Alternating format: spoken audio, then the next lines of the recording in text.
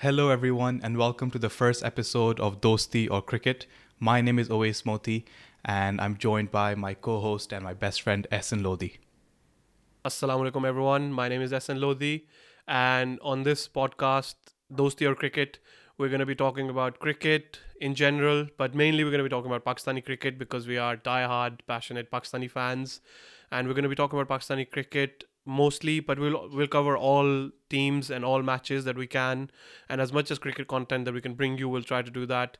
And the base of mine and Oasis friendship has always been cricket. We met through cricket. Our friendship grew through cricket, and we met at the university. And through there, we just grew. Our friendship just grew stronger, and that is how we became friends. And today, we're bringing the show to you.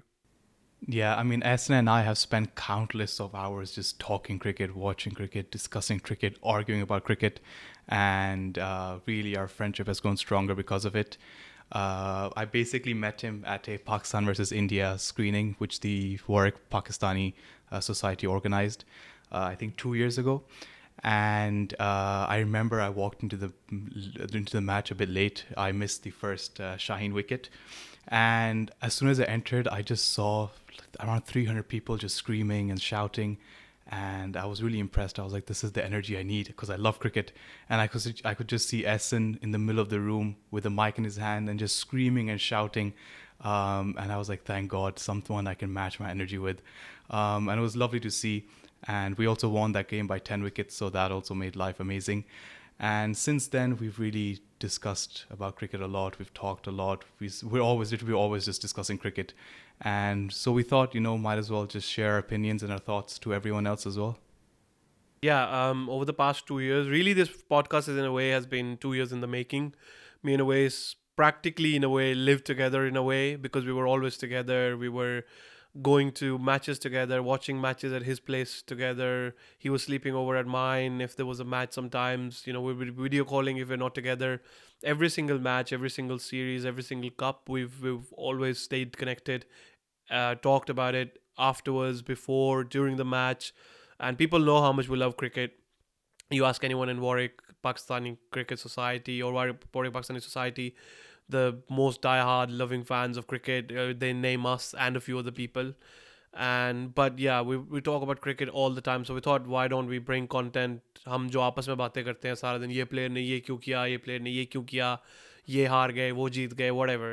We thought, why don't we bring that content to people and do that on a podcast and see if people are interested in hearing just regular fans talking about cricket.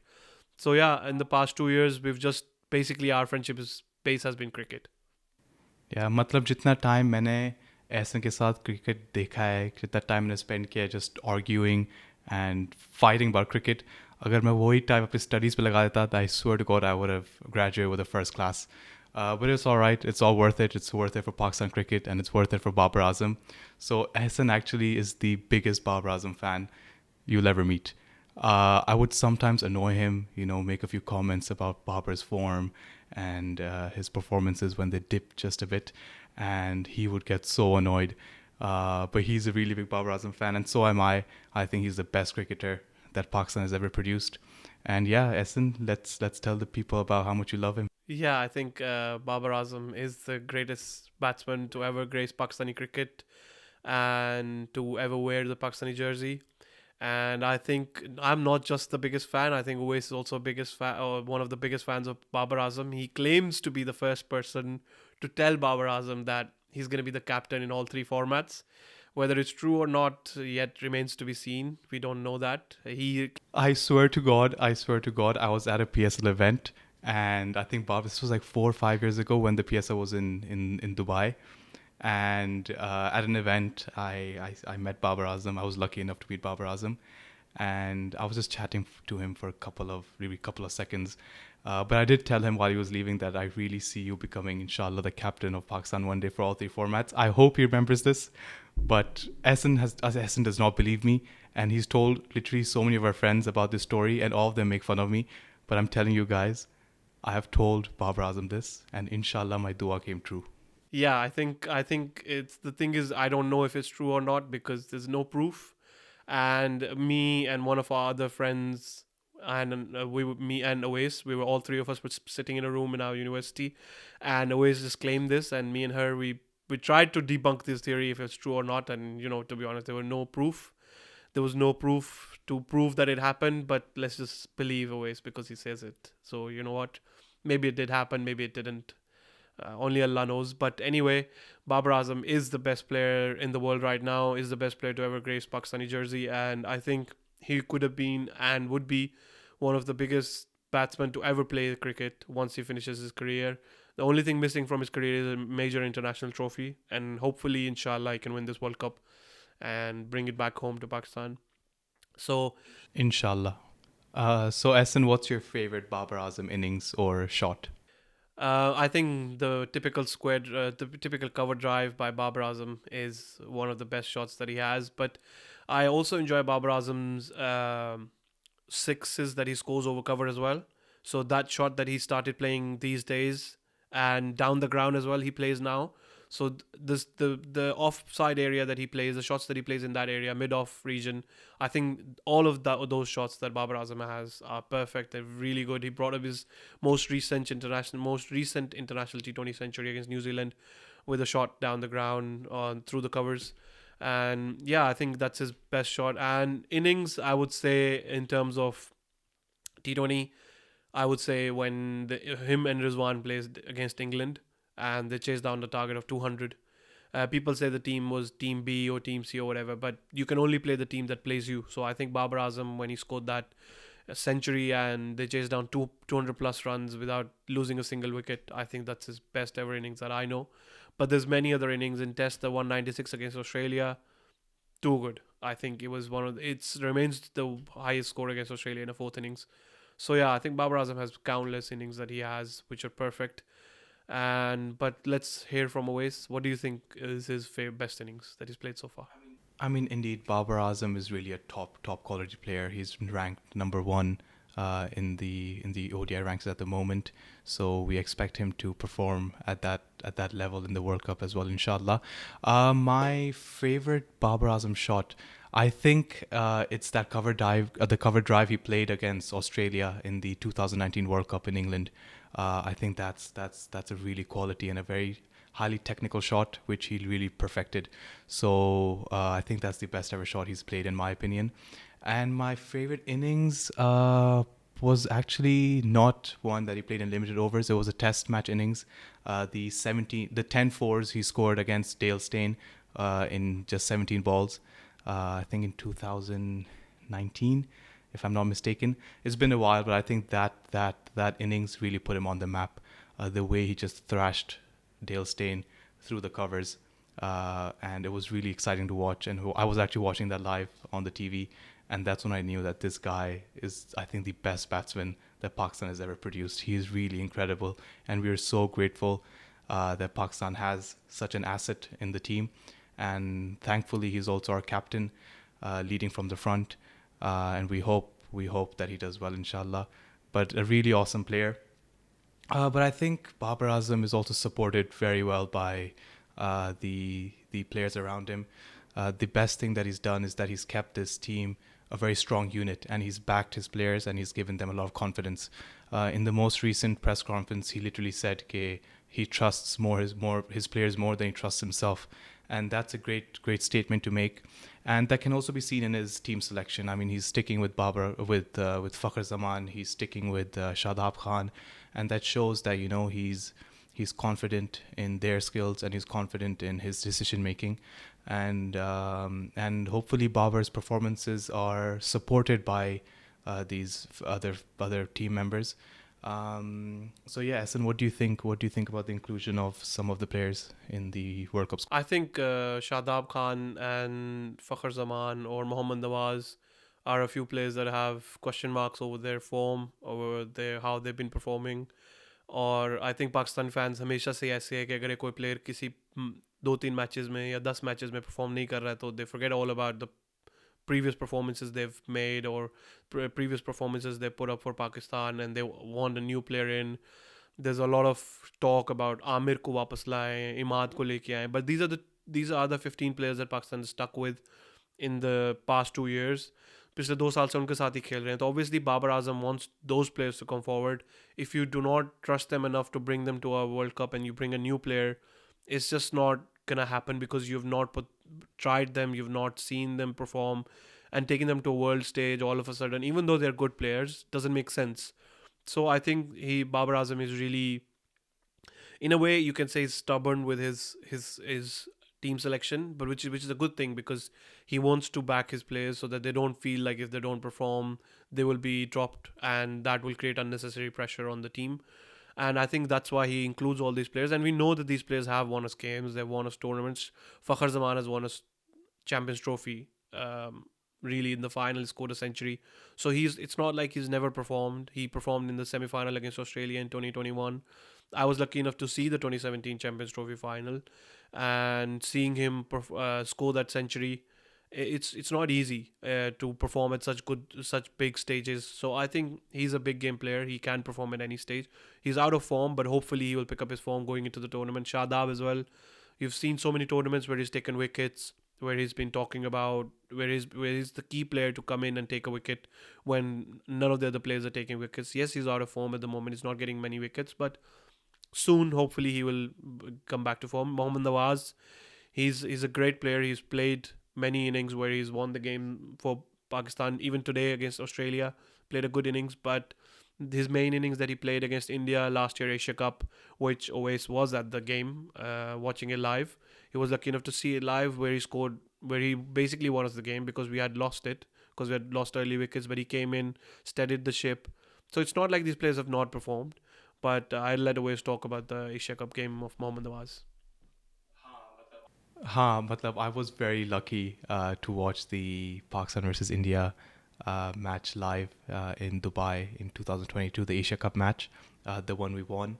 And I think that is really one of the best days of my life. I remember मैं stadium गया था with my family and friends. तो मैं literally full time throughout the match मैं बस नाच रहा था, गाने गा रहा था. It was the best atmosphere, and most importantly, it was full of respect between both fans. But we enjoyed a lot. I was really vibing throughout the game, and my family took a few videos of me. फिर घर आके I sent those videos to Essen, and he literally posted those videos on his social media, hyping me up. So yeah, it was really an amazing match, and watching those Nawaz sixes live and just seeing the match shift into our favor, really a lovely feeling. And I wish we could see more Pakistan India matches live. But talking about Fakhar Zaman, I as much as I agree कि आपने इतने साल investment किए एक player में, and definitely he is our match winner and he's proved that in the past. But I also believe that sometimes change is required, especially in the Pakistan team. We have seen in ICC tournaments that change has worked. In the Champions Trophy 2017, we started off with Ahmed Shahzad, and he was not performing, and we brought in Fakhar Zaman. I think he was debuting that time, and we brought him in, and he literally single-handedly won us the trophy. Similarly, in 2019, Shoaib Malik, an experienced batsman, he was batting in the middle order. We saw that he wasn't performing, so they brought in Haris Sohail, and Haris Sohail, stabilized our middle order, and he scored a lot of runs, a couple of 50s as well. So we have seen that change does make a difference. Before Rizwan and Babar were opening in T20 cricket, there were other openers. We were sticking by them. But then Misbah ul-Haq brought in a change, made Babar and Rizwan open, and we can see the results. So I do think that change is required. I feel like Abdullah Shafiq is a technically very strong batsman. He's great to watch. It's just that he's a little inexperienced. But I feel like we should give Fakhar Zaman a few matches in the World Cup. But if he's not performing, Babar should not be scared to make a change. First of all, it gives a bold statement, and secondly, it gives confidence to Abdullah Shafiq as well. Really, we have to make sure that we get results, and to get results, we should not be scared to make a few risky changes. And Fakhar Zaman has been in poor form in the few matches. He's not performed in the warm-up matches as well. So I think we should start with Fakhar Zaman in the game against Netherlands and Sri Lanka. But if he does not perform, then definitely we should give a chance to Abdullah Shafiq. And inshallah, he'll perform. Mohammad Nawaz as well. I'm not a huge fan of him as an all rounder because I feel like he doesn't have that match winning capability.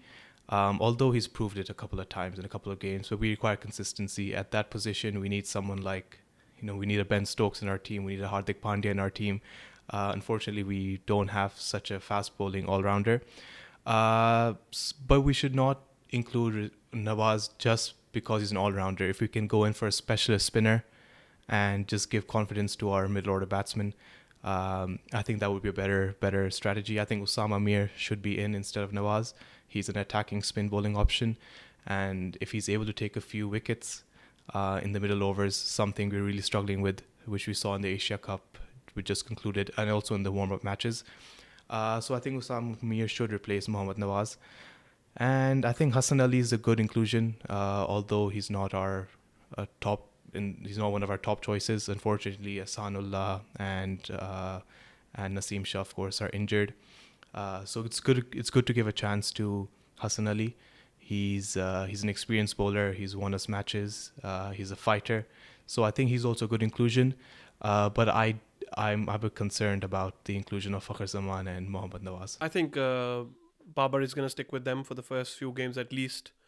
That looks to be the plan. They've not tried Abrar. इन्होंने try नहीं किया Abrar को in the warm-up games.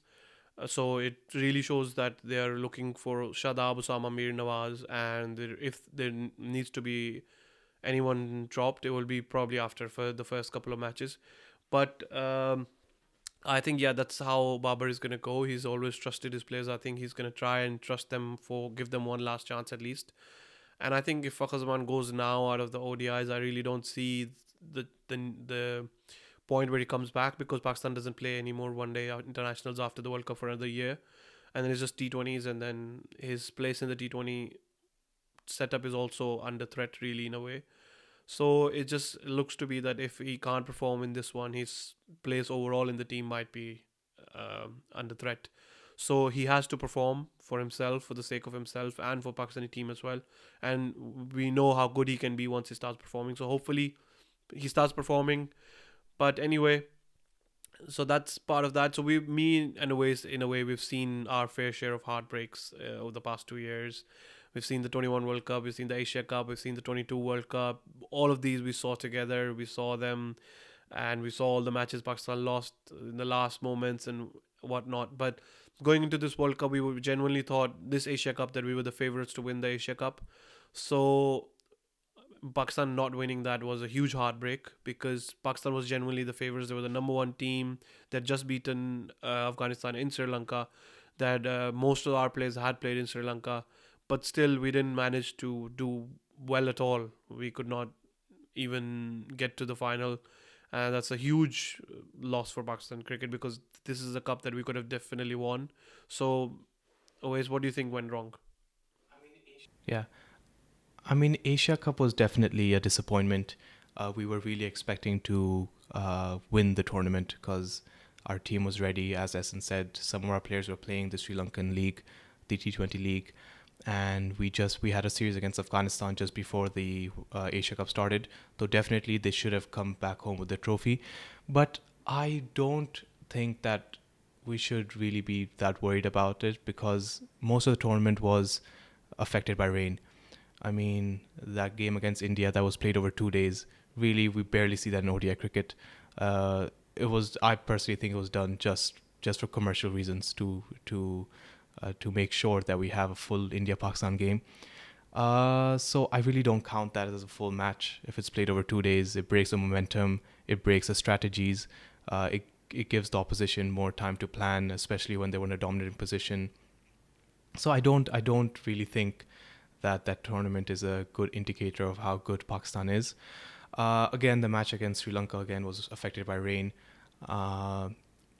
And yeah, it was a disappointing tournament, but what's most concerning was our middle overs in bowling. We, for some reason, weren't able to take wickets, and we saw that throughout the tournament. Our spin bowlers are seriously out of form, both Shadab and Nawaz, which is why, again, I think we should bring Osama Mir, because we've seen in the warm-up matches that he's bowling well, and he's got a strong domestic record to back his talent. But But yeah, apart from the middle overs bowling, I think the Asia Cup was not a true determinant of Pakistan's talent. I think at the World Cup we're going to see a much stronger and a much more stable side, inshallah. But I just want to ask Essen. Essen, what do you think about who Pakistan will go for in their middle overs? Middle overs, would it be Saud Shakil or Agha Salman? Because Saud Shakil played excellent in the first warm-up match against New Zealand, but Agha Salman has of course been around the team for quite a while now, and he's given stable, consistent performances, especially in Test cricket. I think So what do Babar you is going to think? go Who do you think for Babar's going to go Agha for? Salman, क्योंकि पिछले जितने भी matches हैं और जितना भी आज भी against Australia, today was a warm-up match between Pakistan and Australia, which Pakistan lost by 14 runs. But even today, they did not play Saud Shakil. They played Agha Salman. I feel like Babar is going to want to go with Agha Salman. That seems to be his plan because they're playing him consistently and regularly, even in Asia Cup, and they've been playing him for some time. So I feel like they're going to go for Agha Salman. Mainly, I feel like for the reason that he can bowl. But I really don't see, just as you shouldn't play, as always says that you should not play Nawaz because he's a batsman. I really don't think you should play Agha just because he's a bowler, because you really don't need him to bowl. You have enough bowlers in your squad, and if you're really feeling the need that you need to bowl Agha Salman, so you really messed up anyway. After your first three bowlers, you have two spin options, then you have Iftikhar and Agha. So he's pretty much your seventh option, sixth, seventh option. So if you're really relying on your sixth, seventh option to bowl overs, you've already kind of messed up with your plan. So I really don't think that there's a need for him to be there if you do not think that he's there purely for the purposes of batting. If you really think that his batting is good, his average is nearly 40. So I think he's a good batsman. I think he should be trusted. He should be given chances. But at this point, Pakistan needs to see, because Saud, I feel like, plays spin better than Agha Salman. And I think if the conditions are spin friendly, they should go with Saud. And if the conditions are a bit more pacey and a bit bit less spin friendly, I think they can go with Agha. Even though he does play spin as well, but not as well as Saud. I feel like Saud is from Karachi, and Karachi players have this reputation of playing spin well. So I think he can play spin well, and he will be really good if you actually take him in those spin friendly pitches. But I really feel like they're gonna go with Agha Salman. That's what the plan seems to be. And Babar is he's really fixed in the type of teams he selects. So I feel like he's gonna go with Agha, even though he's not been performing for the past few matches. And going back to the point of Oais, Asia Cup was not a true determinant of what our team's strength is, but I think it exposed our weaknesses.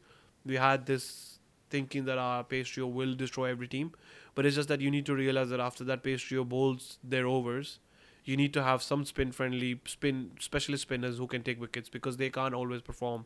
So I think our lack of really good specialist spin bowling was exposed during the Asia Cup, and it might not have been a true determinant of how good our team is, but it was a true determinant of what we deserved.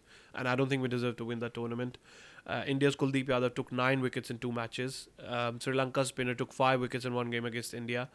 And that is the only reason these teams were able to defend low scores. But Pakistan could not defend 300 plus runs, 200 plus runs, and they could not score 300 runs. So we were exposed badly in terms of our weaknesses. And I feel like we don't really have an answer for them even now in the World Cup. And I feel like if the oppositions are paying attention, they're going to know where to attack Pakistan, and that's in the middle overs. You make sure that you do not lose wickets in the first overs. Be as slow as possible. It doesn't matter if you don't score runs. Once you get to the middle overs, you can freely score, because our spinners are not in the peak form. But once Shadab and Nawaz, and if these people come back to form, I feel like Pakistan can win big games easily. So I want to ask you as well, who do you think they would go for out of the 3 spinners? Would they go with Shadab and Usama, or would they go with Shadab and Nawaz? I mean, first talking about the performances, I think inshallah the boys will gain some confidence, and inshallah we'll see better performances from them at the World Cup. But the most important thing is, regardless of who Babar Azam picks, may it be Saud over Agha or Wasim Jr. over Hassan Ali, it is important that they're given a few games to prove themselves. Obviously, if someone doesn't perform for 1 or 2 matches, they should not be dropped. unless they've not been performing well in the past, such as Fakhar Zaman. But Agha, Saud, Wasim Jr., all of these players do have the talent, and we do have to realize it's their first time in India, most of the players.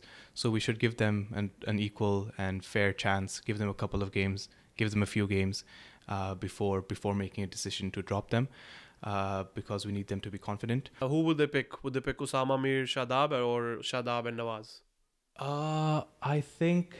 I think they're gonna go with Shadab and Nawaz because that's what Babar has stuck with in the past few series and tournaments.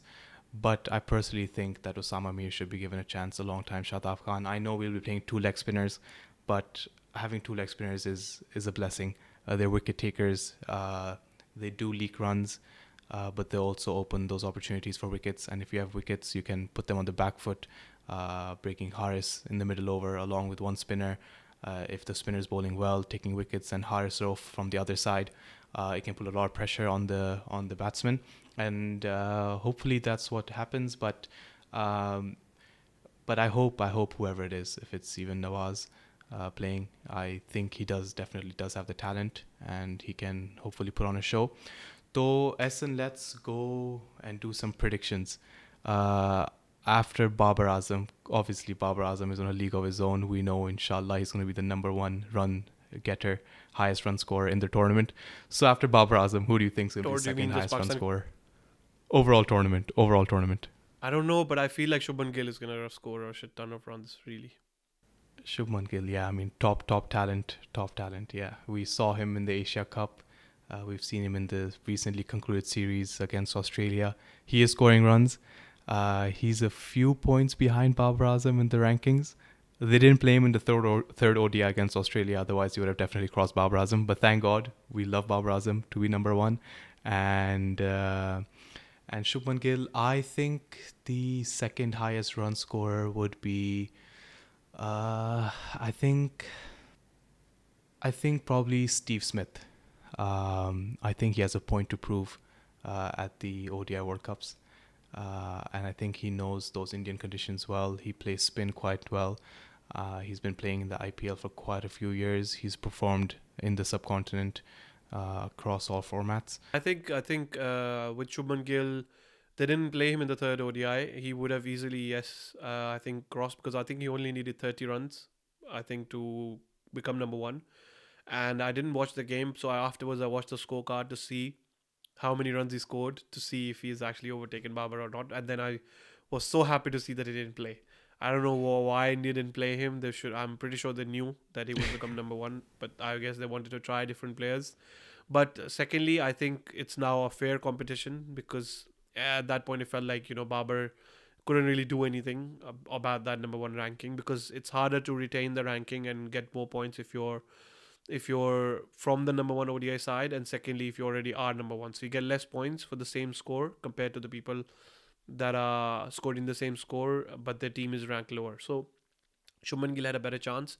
But I think now going into the World Cup, they're both really close, and it's just about who performs better to retain that ranking. It could be Shubman Gill comes in or Babar Azam retains it. But hopefully Babar Azam will retain it, because he's a much better player.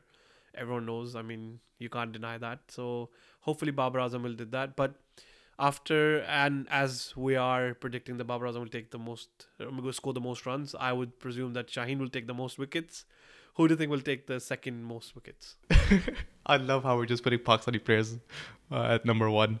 I mean, we love Shaheen, we love Babar. We have to put them on top. The second highest wicket taker, I think Trent Bolt.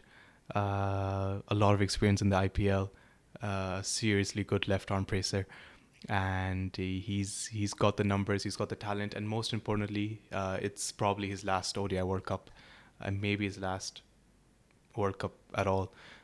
So I think he has a point to prove. I think he's going to come in running, and he's going to take a lot of wickets. Thankfully, Babar Azam plays him well. Virat Kohli is not the best player of Trent Bolt, but Babar Azam plays him well. He's really a top bowler, and I think he's going to be the second highest wicket taker. But I do feel like spinners would also be among the top wicket takers. at the tournament. Kuldeep Yadav, the way he was bowling in the Asia Cup is actually incredible. I mean, as you said before, that he took 9 wickets in 2 matches against Pakistan, which was really incredible to see. Most of our batsmen could not pick him, and that is a bit concerning. But he's got that talent. Kuldeep Yadav, I think, is going to do well. And for some reason, I think that part-time spinners are also going to make a huge impact in this World Cup. Bowlers like Iftikhar, bowlers like maybe Labuschagne. These bowlers might come into the middle overs when stuff is not going the bowling team's way, and they might give them a few overs, bowl wicket to wicket, tight lines, and hopefully they'll be able to take a few wickets. So interesting tournament ahead of us. So Essen, who are your highest wicket takers? A premium fast bowler in terms of ODI World Cups. He's a different beast altogether when he comes to tournaments. I think Mitchell Starc will take a lot of wickets. If he's fully performing at the peak of his abilities, I think not many players are better than him, really, and not many bowlers are better than him. But yeah, I agree, there's going to be a lot of spin bowlers that are going to take a lot of wickets. Hopefully, probably Shadab, hopefully, if he picks up his form, can take a lot of wickets. Rashid Khan, I think, is a key bowler for Afghanistan, and they are playing Pakistan in Chennai, which is a spin-friendly pitch. So I think that they're going to pick spinners are going to be key there as well. So I feel like Afghanistan have a really good spin bowling attack. They're going to pick up a lot of wickets with this spin department. So I think they're going to do that. But I feel like Mitchell Starc would be the key bowler, the premium bowler that will take a lot of wickets. But one thing that I wanted to speak to you about is, so in 2019 World Cup May, jab Babar Azam and Sarfraz and all of these people they played in England. Sarfraz Ahmed came here as the wicketkeeper captain, had no backup keeper, as a player that was officially a wicketkeeper. Rizwan had been scoring a lot of runs in first class cricket, and in those times he had a lot of runs and a lot of a really good average, really good strike rate, but it's considered to be a myth and conspiracy that Sarfraz did not take him because he was a bit insecure about his place, and that if he performs in his place or someone else performs better as a wicketkeeper, his place could be in danger. So he did not take Rizwan, did not select him. But there's always Qudrat ka Nizam with Pakistan, and surprisingly, Pakistan's backup wicketkeeper in 2019 World Cup was Babar Azam. So this is something very surprising for a lot of people that don't know about it. So there was no other wicketkeeper that could have played if Sarfraz Ahmed got ill or injured. Surprisingly, now that Pakistan is going into the 2023 World Cup, Pakistan again do not have a backup keeper in their playing 15. They have Mohammad Haris, but he's a reserve. So let's say that Mohammad Rizwan gets sick for a day or 2 days. They do not have a backup keeper to keep in his place. No, I think Essen, if Rizwan does get sick, then he can be replaced by Haris. It's the only issue would arise when if Rizwan gets injured during the game. So if Rizwan is injured during the game, then who would keep in his place? And I think Imamul Haq can take his position with the gloves. I don't think they'll give it to Babar Azam. I think they'll prefer Imamul Haq over Babar in the wicket-keeping position. But I think, what are the chances that a wicket-keeper gets injured during the game? I don't know. I don't remember the last time during a Pakistan match our keeper was injured mid-game and had to be replaced by someone else. I don't think we'll see such a situation. We went to the 2019 World Cup doing the same, and nothing happened, and inshallah nothing will happen this time as well. But I think they must be giving Imamul Haq or some other keeper training now to have a backup if Rizwan gets injured during the game. So I'm sure the team management and the coaching staff is working towards that. So I think I feel like It could be a Pakistan versus England final, and hopefully Pakistan can take revenge for the 2022 T20 World Cup final and win the game against them.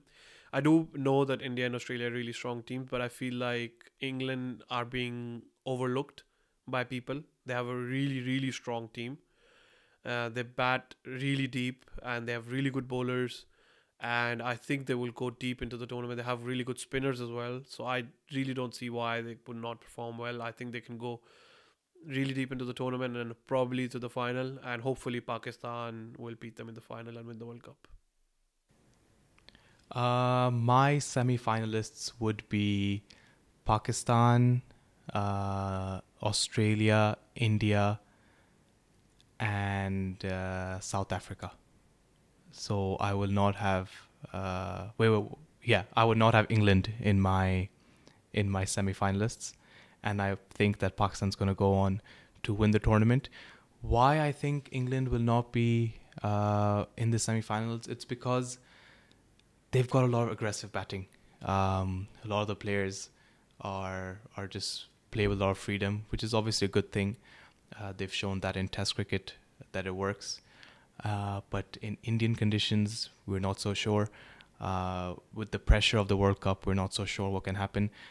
Most of their players in Joss Butler, Liam Livingston, Bairstow, all of these are Stokes.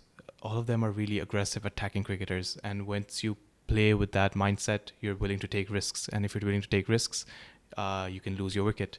And in an ODI game, it's not like T20 where a batsman can come in and 2-3 sixes can change the course of the game. In an ODI match, you have to bat out the 50 overs to put a respectable total on the board. And if England players do lose their wickets due to the attacking shots they play, I think they will struggle to play dot balls and to rotate the strike and to manage to complete the 50 overs. If England lose a couple of wickets in the first 10 overs, then I think they'll struggle to put a good total on the board because I don't see them slowing down. And if they don't slow down, they'll lose more wickets.